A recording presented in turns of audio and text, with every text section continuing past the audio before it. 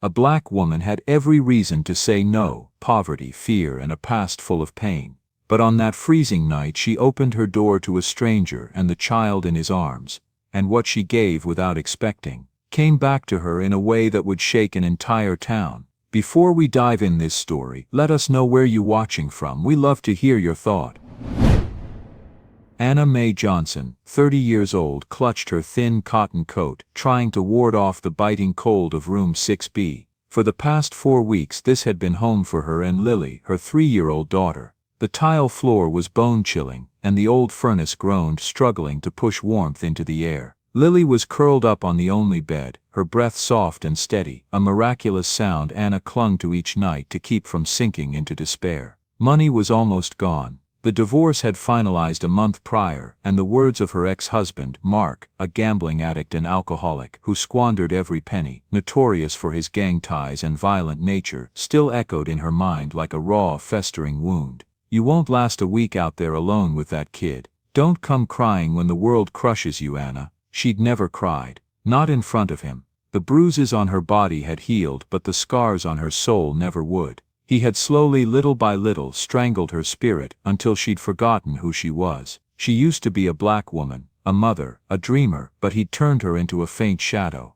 She left without a word, taking only Lily and her last $58, feeling like a dried branch broken off a rotting log. Since that day the fear that he would find her had become an invisible weight on Anna's heart, a constant dread that shadowed her every step. Her rented room was on the outskirts of town, in a secluded area where hardly anyone lived. She walked into town every day for work, leaving Lily with a kind old woman there. Anna cleaned rooms for Mrs. Dorsey, a grumpy old white woman who ran the inn. The work was filled with disdain. Anna often endured scornful glances and demeaning remarks from both the landlady and the demanding white guests. They saw her as inferior, fit only for dirty work. Sometimes a guest would deliberately litter or soil the sheets just to test her. Anna swallowed her tears, the salty taste of humiliation lingering in her throat. She pushed herself, for Lily, for rent, for their very survival. Tonight a blizzard had started in the afternoon, coating everything in white and turning the world outside into a bleak, cold landscape.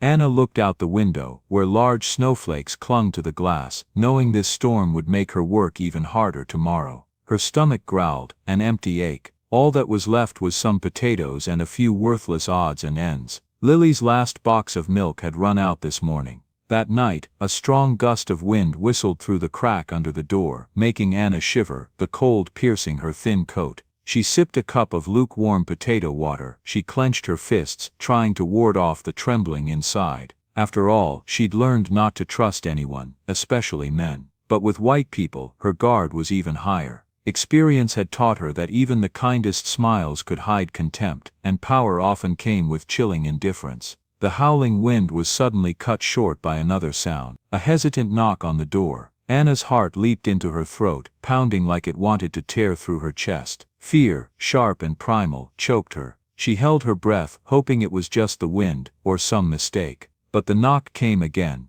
clearer this time, weak but desperate, piercing straight through her eardrums. She slowly approached the door, eyes fixed on the small frosted pane, trying to peer through the mist. She could barely see anything, just a faint silhouette. Through the blurry glass, Anna vaguely saw a broad-shouldered man holding a smaller child, both huddled against the snowy wind. His thick coat was covered in white snow, transforming him into a shadowy mass, almost blending into the blizzard. His hair and eyebrows were frozen into silver threads, and his face was pale with cold, clearly showing exhaustion and worry. His lips were purple, trembling constantly. In his arms a tiny girl, her face red from the cold, was buried deep in his coat. Her wool hat had fallen off, revealing matted brown hair. Her small hands, though held tightly by him, still showed purple, trembling fingers. She shivered repeatedly, the thin blanket wrapped around her almost blending into the white background of the snow. This isolated area meant that any passerby was a rarity, let alone someone stranded in such a severe storm. Although her instincts told her to be wary of strangers, especially white ones, the sight of the small shivering child awakened Anna's maternal instincts. She looked down at Lily, sleeping peacefully, her tiny face angelic. This child, a tiny creature in need of help. All her caution, all her past hurts, dissolved before that vulnerability. An irresistible urge rose within her. She took a deep breath, her voice trembling even as she tried to speak firmly. "Hey, do you two need shelter? It's too cold out there." With a protesting creak from the old hinge, she slowly opened the door. Snow immediately swirled inside, chilling her ankles, tiny flakes clinging to her skin. The man, tall and covered in snow, looked up at Anna, his face etched with worry and surprise. His hair was matted to his forehead, every strand frozen. In his arms, a little girl was curled up, her face buried in his coat, her small body trembling violently. Anna heard her stomach rumble, then a faint whisper escaped from Clara. "Grandpa, I'm hungry," Clara whispered, her voice trembling from cold and exhaustion, like a fleeting breeze. "Come in quickly," Anna mumbled, stepping aside, feeling as if an invisible force was pulling her in. Her heart ached when she heard the child's hungry plea. It pierced deep into her soul. Finding themselves out here, miles from any town or gas station, meant they were truly lost and in danger. Anna closed the door. She cautiously watched Silas place Clara on a chair near the furnace, and pointed directly at it. "Sit still here." Silas obeyed without question, gently placing his granddaughter on the old chair, each movement careful. He took off his coat, carefully wrapping it around the child, like a protective embrace. Clara looked up, her tired but alert eyes meeting Anna's, her gaze clear. Anna observed, arms crossed, still cautious. "What's your name?" she asked, her voice a little strained. "Silas," he replied, his voice deep and warm. "And this is Clara. She's 5 years old. She's fine, just tired and hungry." Anna said nothing, just stared at Silas, her expression unreadable. He was leading a child in a blizzard, unbelievably irresponsible. Silas bent down, brushing the wet strands of hair from Clara's forehead, a tender gesture. He sighed, his shoulders slumping, the weight of their journey evident in every muscle. "We've been stuck for over a day now. We were trying to take her to visit her mother's grave. Today is my daughter's first death anniversary. The blizzard hit too fast, taking us by surprise. Our car broke down a few miles back, and the road is completely blocked. I had to abandon the car and carry her on foot. We haven't eaten since yesterday." The truth was clear in his eyes, impossible to hide. Anna sighed, as if shedding an invisible burden. Her initial anger began to give way to tired empathy, a sense of understanding. She looked at Silas's trembling fingers as he tried to warm Clara's tiny hands, each rough, calloused finger shaking from the cold. Silas had no scarf to wrap himself in, only his snow-covered coat and damp clothes underneath, making him shiver. Anna remembered the feeling of Lily's thin blanket on a rainy night, the bone-chilling cold that made one just want to curl up. The pain in Silas's eyes wasn't danger but a desperation Anna knew all too well. Anna glanced at the small kitchen corner, where an empty pot sat next to a few sprouted potatoes, weak green shoots emerging.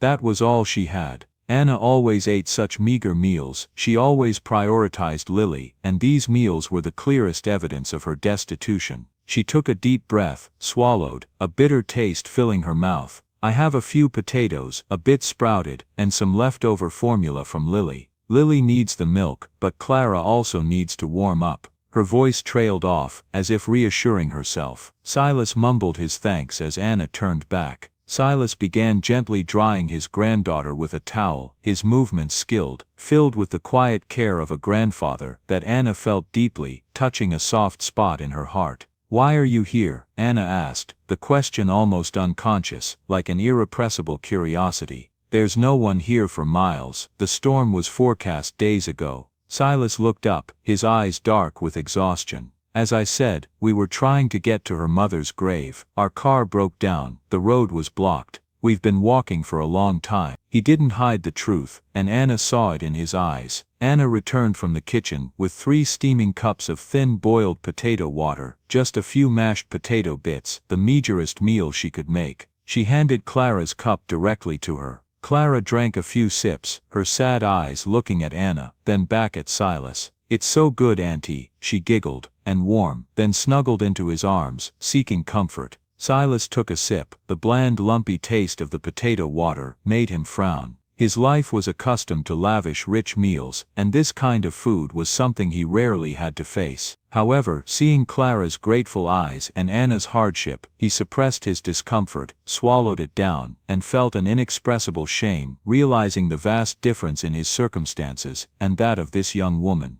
Anna sat at the far edge of the room, holding her cup of potato water, her eyes never leaving them. The silence that followed was heavy, but not hostile, just the presence of people seeking warmth. There was only the furnace groaning, the occasional clink of a spoon against a cup, and the incessant howling wind outside, like a gloomy soundtrack. Just then, Lily, hearing the sound, stirred on the bed. Anna quickly put her potato water cup down, gently patting her daughter. "Shh, my love, Mama's here." The little girl fell back asleep. Anna turned back to look at Silas and Clara. Clara's little body started to breathe heavier, her face flushed, a worrying sign. She coughed. "She probably caught a cold," Anna said, offering Silas a small bottle of cough syrup. "It might help Clara." Silas looked at Anna, eyes full of gratitude, as if she had just granted him a great favor. "You're very kind, Miss Anna," he said, his voice sincere and warm. "Being a single mom must be so hard. Is your husband working far away?" Anna flinched slightly at the unexpected question, a fleeting sadness in her eyes, an old wound aching. She gently stroked Lily's sleeping hair, the soft strands slipping through her fingers.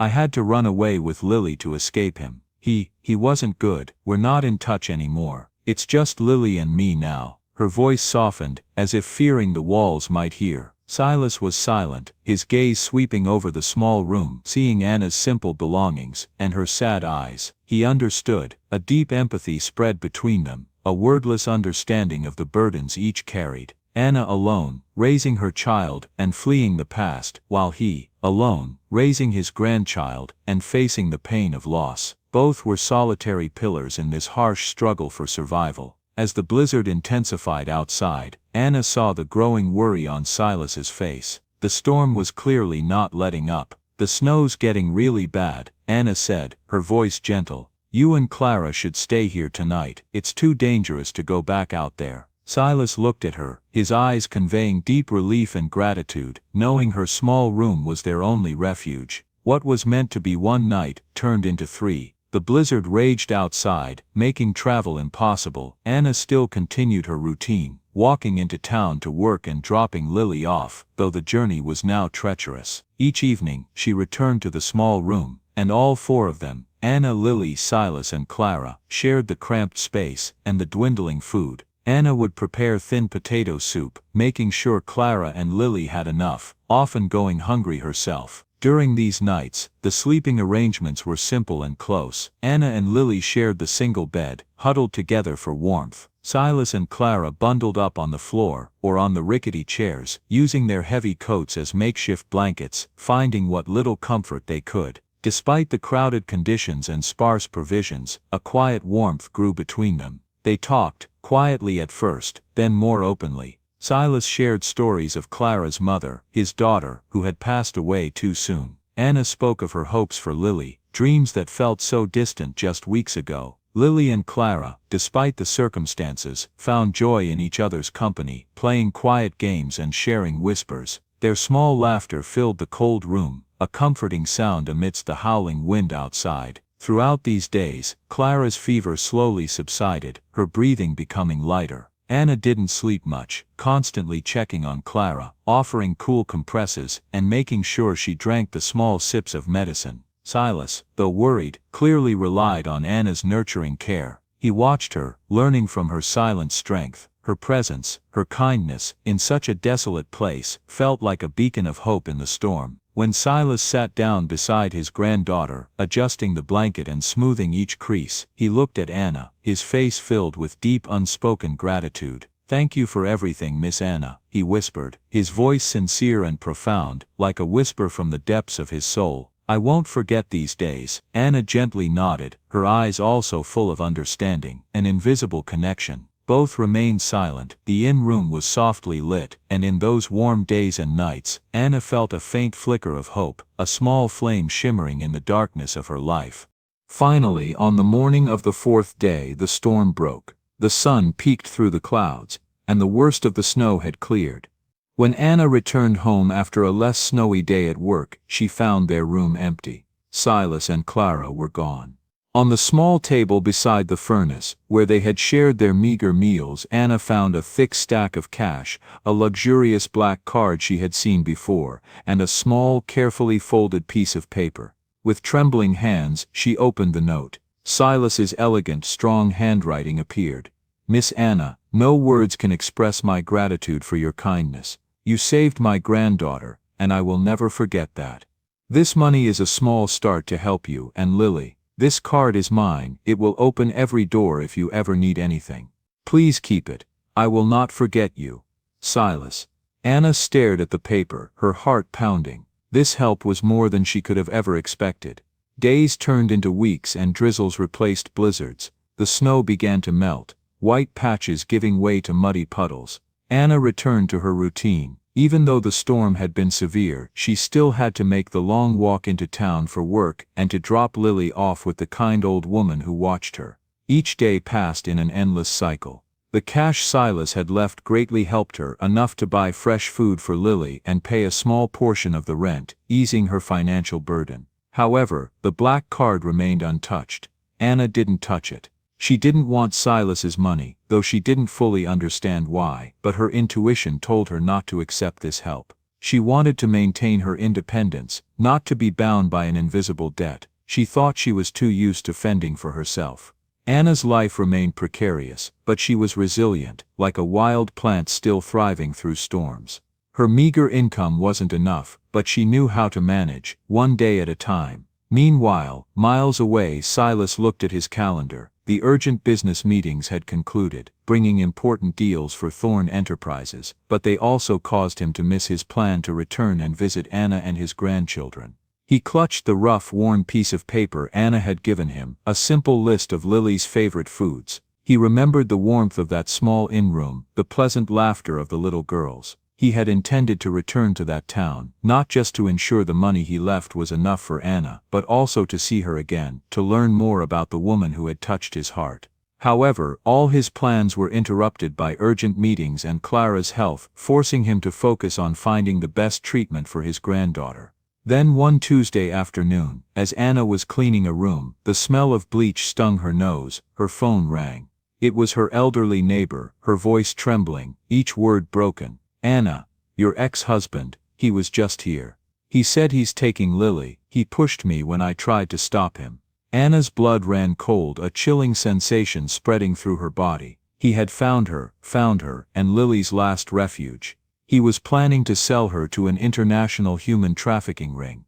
"Where is he? How's Lily?" Her voice caught, trembling uncontrollably. "He just left, Anna. He took Lily." Her neighbor's voice broke, dissolving into sobs. Anna's world collapsed, shattering into 1,000 pieces. All her fears, all her past hurts, crashed down at once, like a tsunami sweeping everything away. He had done what Anna feared most. He had taken Lily. Anna ran like mad to her neighbor's house, each step tearing at the ground. A chaotic scene unfolded before her eyes, the old woman trembling on the floor, her frail shoulders shaking, police officers interviewing witnesses, a tense atmosphere hanging over everything.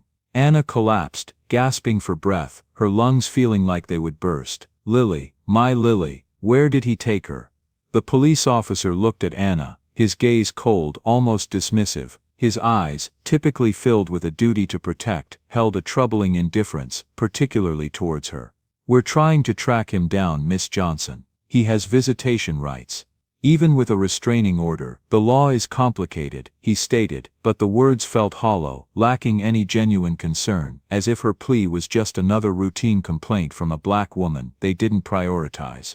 "Forget the law." Anna screamed, tears streaming down her face, a bitter taste flooding her mouth. "He's dangerous. He'll harm her." Her voice was hoarse, begging hopelessly. But the police could only promise to do their best, a hollow reassurance. Anna knew it wasn't enough. She knew her ex-husband. He would never let her go, and now he had Lily. Anna stood amidst the chaos, feeling utterly helpless, like a small boat in a stormy ocean. She had no one left to lean on, nothing left to lose, a dark despair consuming her. That night, Anna couldn't sleep. She sat in the cold inn-room, staring at the empty space where Lily usually slept, her daughter's image clear in her mind. Fear and despair drowned her, like a bottomless pit. Money was running out, she was alone, and now, her precious daughter had been stolen, ripped from her arms. In her utter desperation, Anna's gaze accidentally fell upon the black card on the table, lying still and cold. She hadn't touched it for months. But now, it wasn't a matter of pride or principle, it was Lily's survival, her last hope. Silas had once said, "You helped more than you know." This time, Anna needed his help, she needed a miracle. Anna picked up the black card, her fingers trembling, every vein throbbing. She flipped it over, searching for any contact information. No bank name, no phone number, just a long string of numbers, and a small chip. Anna stared at the stylized arrow logo, and the small text, Thorn Enterprises. She had never known exactly what Silas did, only that he was a successful man. With her last bit of money and desperation fueling her, Anna asked around town, listening to whispers and rumors. Finally, she heard 2 truck drivers at the diner where she worked part-time mention Thorn Enterprises as a giant corporation in the city, run by a powerful man named Silas Thorn. This detail, along with the image of a tall building with the Thorn Enterprises sign she'd vaguely seen on the road, slowly connected all the pieces in Anna's mind. She realized the man who had taken shelter in her inn-room was the CEO of that corporation. Although she still didn't have a specific address, she knew she had to go to that building. It was a long journey, and she had no bus money, but she would walk through every wind and snow. Early the next morning, Anna set off. Each step was a determination, a silent vow. She arrived at the Thorn Enterprises building, its glass lobby shimmering under the morning sun, reflecting dazzling rays of light. The air was fresh, but the chilling air conditioning stung her nose, a stark contrast to the musty smell of the inn. A luxurious scent wafted, a clear contrast to the familiar smell of bleach on her hands. She no longer felt embarrassed or out of place. Desperation had replaced all other emotions, leaving only steely resolve. Anna approached the reception desk, her face determined, her gaze unwavering. "I need to see Silas Thorn. My name is Anna Mae Johnson." Her voice was clear, though her heart pounded. The blonde receptionist, with her hair neatly bunned, looked Anna up and down, her eyes full of scorn and judgment. Her gaze swept over Anna's worn cotton coat and shabby shoes, as if she were tracking dirt into a clean place. A slight sneer appeared on her lips, revealing her contempt. "Mr. Thorn is in an important meeting, Miss Johnson. Do you have an appointment?" Her voice was cold, like ice, full of disdain. Anna felt her jaw clench, anger rising. She was all too familiar with that look, that tone, like a knife twisting into her pride. "No," Anna said, her voice hoarse with worry and suppressed emotion. She held out the black card, her palm trembling slightly. "He gave me this, said if I ever needed help. I know it's not a normal card, but..." She let the sentence hang, hoping to read something in the woman's eyes. The receptionist took the card with her fingertips, as if it might contaminate her, an act full of contempt. She stared at it for a moment, then a flicker of doubt crossed her eyes. "I'm afraid you're mistaken. Mr. Thorn doesn't casually give these out to just anyone. This is probably a toy, or a worthless loyalty card you picked up somewhere. What kind of scam are you trying to pull?" She pushed the card back to Anna, her eyes full of judgment, as if trying to penetrate her soul. "If you don't have an appointment, I can't let you up." She gestured to a nearby security guard, her eyes arrogant. Just then a cold, sharp voice echoed from the elevator, reverberating through the large lobby. "What's going on here?" Anna turned around. Silas stood at the end of the hall, his face tense, but his eyes immediately found her, a flicker of light in his tired gaze. He had just finished a phone call, his face still showing traces of a heated argument, every line revealing his exhaustion. The receptionist quickly turned around, her face a mask of feigned friendliness, a rigid smile on her lips. "Mr. Thorn, nothing at all, just this woman causing trouble, trying to go up without an appointment." She glanced contemptuously at Anna, as if to convey her disdain. Silas's gaze swept over the receptionist, then stopped at Anna, his eyes narrowing when he saw her tear-streaked face and desperation, and the black card. Everything else became meaningless. He knew Anna would never come here, unless something truly terrible had happened, something she couldn't handle on her own. In the days after he left, despite being busy caring for Clara and with work, the image of Anna and the warmth of her small inn-room remained clear in Silas's mind. He told himself that once things settled down, he would personally return. He never imagined that Anna would come looking for him first, carrying a despair even greater than his own at that moment. Silas turned to the receptionist, his eyes as cold as ice, every look piercing through her. "What did you do?" His voice echoed through the large lobby, reverberating in the receptionist's ears, attracting the attention of those around. "You prevented Miss Johnson from seeing me. Do you know who she is? She's the one who saved my granddaughter, the one I owe an unpayable debt to. And you dare treat her like that just because." Silas paused, his eyes like daggers, sweeping over Anna's skin color before turning back to the receptionist, a look of utter contempt, "Just because she doesn't look like everyone else in this building." The receptionist's face paled, speechless, sweat beading on her forehead. "Your ex-husband," Silas repeated to Anna, his voice firm, full of authority. "What did he do?" Anna told him everything, about the brutal divorce, the constant threats, how he had suffocated her soul, turning her into a shadow, and now, how he had taken Lily, a painfully depriving act. Silas listened, his face growing more serious, every line tense. Brenda, who had just stepped out of the elevator, stood silently nearby, her face worried, her eyes following Silas's every expression. When Anna finished, Silas took a deep breath, as if regaining his composure. "I understand. You don't have to worry anymore, Anna. I'll help you." His voice was deep and reassuring, like an unbreakable promise. Silas turned to Brenda, his voice decisive, each word an order. "Brenda, cancel all my meetings for the day. Immediately. Call the legal team. I need them right now. Contact the local police in Anna's town. Tell them I will personally handle this case, and call our security team. I want to check all surveillance cameras, all national databases. I want to know exactly where he is, and where he went with Lily." The receptionist still stood there, terrified.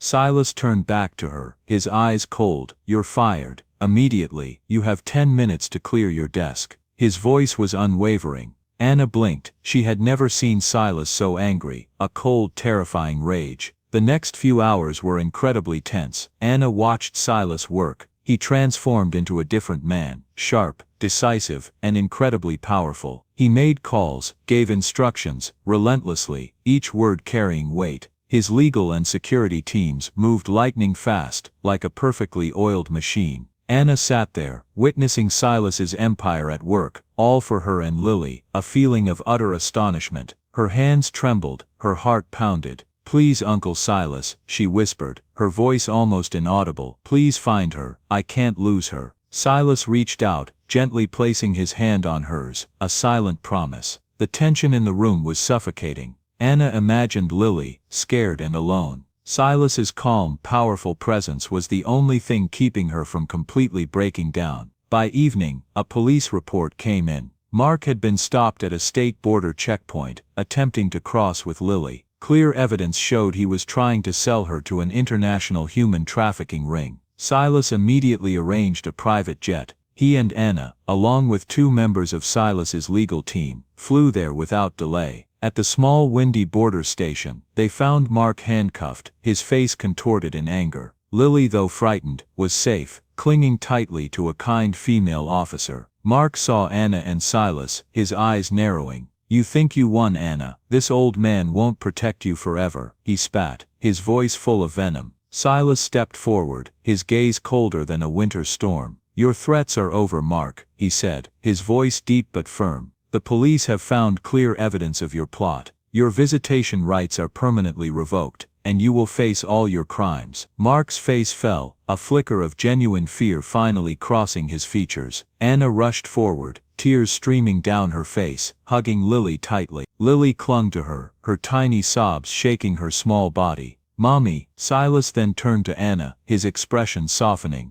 Lily is safe now, Anna. She's truly safe. Tears of relief streamed down Anna's cheeks. She looked at Silas, her unexpected savior. "Thank you, Silas," she whispered, her voice choked. "Thank you for everything. You saved her." Silas gently placed a hand on Anna's shoulder, a comforting gesture. "No need to thank me, Anna. You helped my granddaughter. Now it's my turn to return the favor." He offered a warm smile, the first time Anna had seen it completely unburdened. "From now on you and Lily won't have to worry about anything. I'll make sure you both have a safe, peaceful and prosperous life." True to Silas's word. Just a few days later, Anna and Lily moved into a cozy, much brighter apartment than their old inn room. The apartment had 2 small but well-equipped bedrooms, a modern kitchen, and a small balcony overlooking a green park. For the first time in her life, Anna had a place she could truly call home, without worrying about rent or safety. Lily had her own room with new toys, and their meals were no longer sprouted potatoes. Furthermore, Silas helped Anna find a job suited to her skills and desires. Instead of heavy cleaning work and enduring contempt, Anna was hired as a library assistant at a private school, where she was treated with respect and affection. The job not only provided a stable income, but also gave her the opportunity to be surrounded by books and young minds, something she had always loved. Lily was also enrolled in a good preschool nearby, where she quickly settled in and had fun with new friends. And the best part was that Clara, Silas's granddaughter, often came to play with Lily. The 2 girls quickly became inseparable best friends. They explored the nearby park together, laughed, and shared childhood secrets. Lily and Clara's clear laughter echoed throughout the apartment, bringing joy and warmth to Anna and Silas. Clara, with her innocence, often told Lily stories about her grandpa Silas, about their travels and interesting experiences, making Lily eager and admiring. Lily also deeply loved Clara, always looking for her older friend to play and learn with. The ghost of the past gradually faded, giving way to the sunshine of a new beginning, a bright and happy future. Anna and Lily's lives finally found peace, not only thanks to Silas's help, but also to the pure, lovely friendship between the 2 girls, weaving a warm and complete family picture. Join us to share meaningful stories by hitting the like and subscribe buttons. Don't forget to turn on the notification bell to start your day with profound lessons and heartfelt empathy.